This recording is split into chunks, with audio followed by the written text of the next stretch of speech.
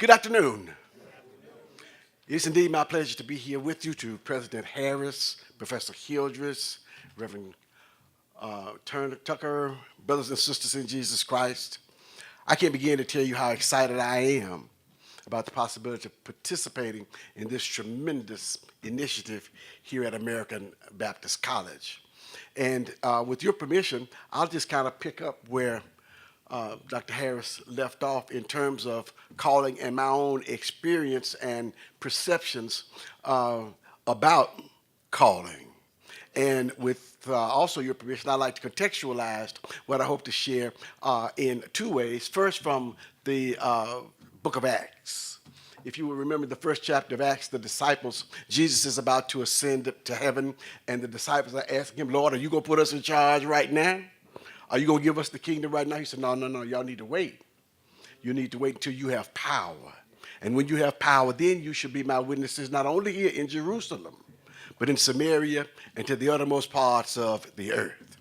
And then there's this passage from Annie Dillard, which to me says, if I believe this passage from Scripture, what I believe about power, then I ought to also be aware of this reality. And it's on your sheet. It says, why do people in church seem like cheerful, brainless tourists on a package tour of the absolute? Does anyone have the foggiest idea what sort of power we blithely invoke? Or, as I suspect, does no one believe a word of it? The churches are children playing on the floor with their chemistry sets, mixing up a batch of TNT to kill a Sunday morning. It is madness to wear ladies' straw hats and velvet hats to church. We should all be wearing crash helmets.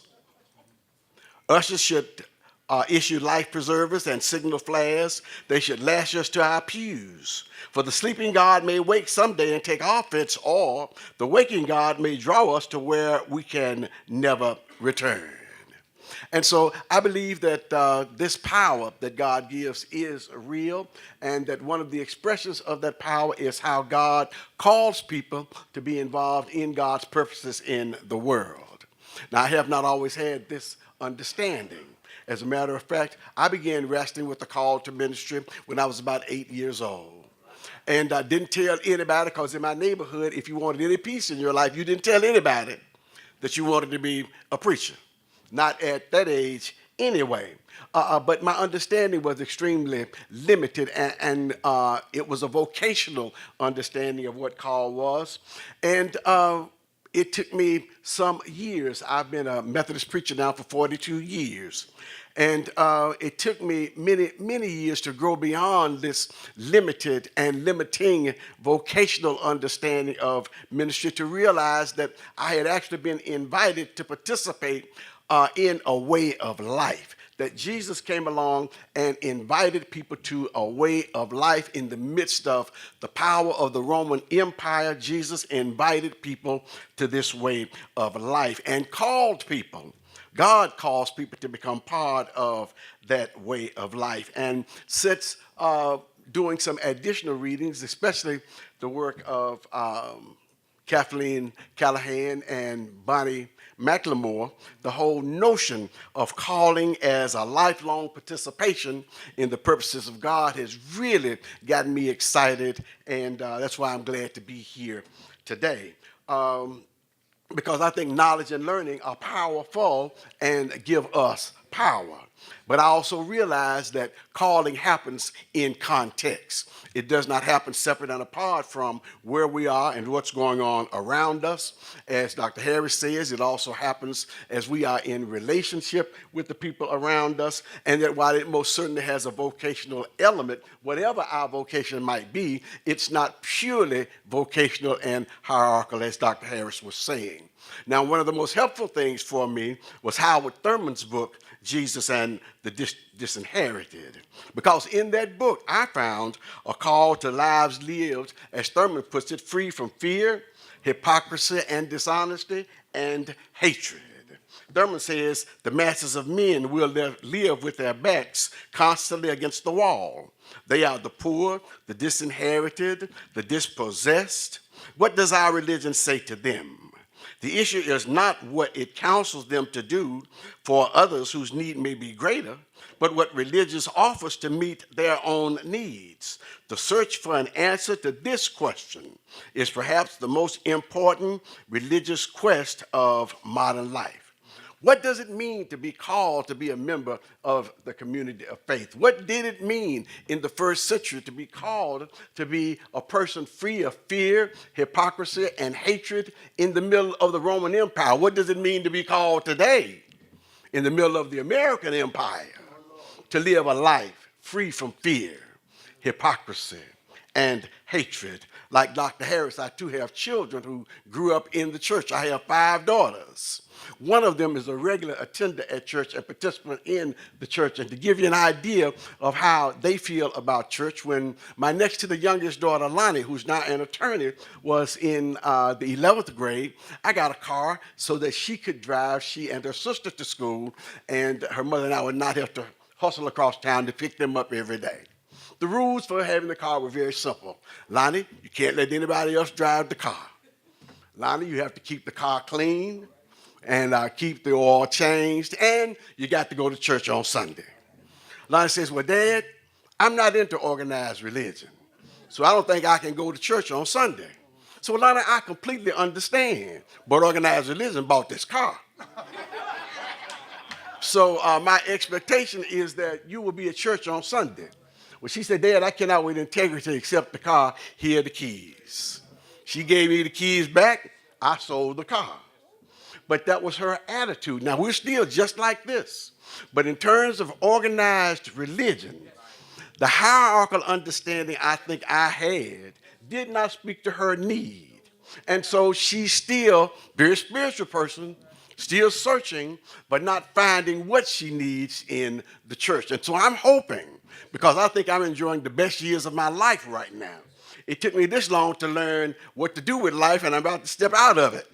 But I'm hoping that I will learn, and that through me and those with whom I do ministry, they will experience God's call in such a way as to respond to all of the desires and needs of those who no longer see their spiritual needs being met in the church, or those who are just in the church just to be there. Now, I also think that in this call that Thurman says Jesus gave, that freed people from fear, so that they realized the only thing they had to fear was God. And since they didn't fear anything, they didn't have to lie about anything.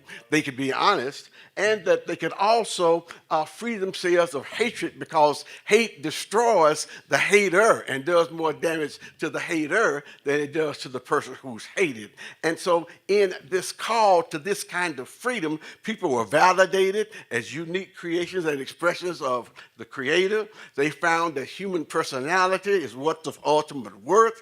They found inspiration and motivation and determination, information and installation from all of the stuff that was happening in their world, and they became actualized people for the first times in their lives. They realized the possibility of reaching their full potential. And so they were free from what Walter Wink calls the domination system. And domination systems are those systems that are politically oppressive, economically exploitive, and religiously sanctioned. Right. Jesus lived in a domination system. Yeah. The Sadducees that sold out, they were in the temple, but they compromised with the Roman government. We too live in a domination system. We too compromise with those who exploit us, with those who oppress us. As a matter of fact, now I've only lived in Nashville a couple of times and then for a few years. I'm from Memphis like Dr. Harris, so y'all might not do it in Nashville like they do it in Memphis. But around every election, candidates start showing up at churches, and money starts changing hands as candidates come in and use our gathered communities to push their campaigns. Just as one, now I don't know if they do that in Nashville or not. I know they don't do it at Clark in Nashville, but I don't know. But we sometimes become accomplices in our own oppression and exploitation. And part of our being called is understanding all of this connectedness, this contextualization, all of these relationships. And one of the things Jesus, I think, taught his disciples, found in the 5th through the 7th chapter of Matthew, called the Beatitudes, was how to live out this freedom from fear, hypocrisy, and hatred that being called into this community actually gave. For example, just to use a couple of the Beatitudes, Jesus said to, if somebody strikes you on the right cheek, turn the other cheek. Well, the idea is that in Jesus' world, the ultimate insult was to slap somebody on the right cheek with the back of the left hand. Jesus says, if somebody insults you like that, turn the other cheek and then watch them try to figure out how to slap you on the other cheek with the back of that same left hand. In other words, by being willing to take something on yourself, you flip the script, and then who's in charge? Or there was a law that said, if a Roman soldier commanded you to carry his pack for 1 mile, you carry it 2 miles. Then who's in charge of the situation? Jesus said, if they take you to court, and in an attempt to take everything you've got, starting with your coat, and they take your coat, give them your shirt as well. In other words, you can leave the courthouse naked, but everybody in town will know who did it to you. Everybody in town will understand that you were taken advantage of. And so, as I understand, being called, not just vocationally, but into this community of people, into these relationships, being called over the entire course of my life, depending on what God's purposes are at any particular point in time, I'm able to live free from fear, hypocrisy, and hatred, to reach my fullest potential and to help make the world a better place because I'm a part of God's purposes. And I hope that's helpful. And as we share and dialogue, then I'll be happy to respond to any questions. And let me again thank you for the privilege of being in this hub on the hill today. Thank you.